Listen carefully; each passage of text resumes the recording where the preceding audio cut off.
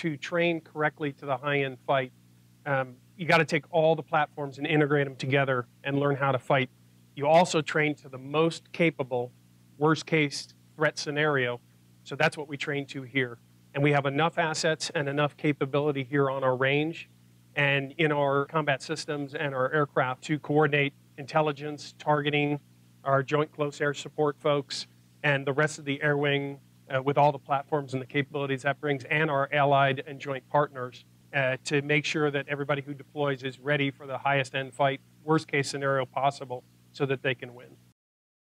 In our simulator in there, we were able to pump in the aircraft who's on the range with live weapons, have the joint terminal attack controller call in fires with an actual aircraft on the range. That's just the tip of the iceberg and where we're going with live virtual constructive. We're completing a building right now that's going to be at the right security classification to train to that. And then we're also building a virtual warfare center that will eventually become the full live virtual constructive environment so that we can train on the range, in the virtual warfare center, rehearse before we fly, which will give us much better return on investment, be able to get it right the first time, if you will, and to connect with our partners in the joint and allied world as we conduct those, especially with Nellis Air Force Base and some of our key partners and our key fleet concentration areas.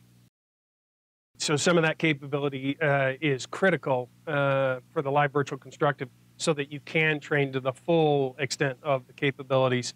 And don't get me wrong, the ranges are absolutely critical, and the range modernization is critical so that we can train like we fight and fight like we train in combat. And the fog of war happens on the range, and we can recreate that while we do both live, virtual, and constructive.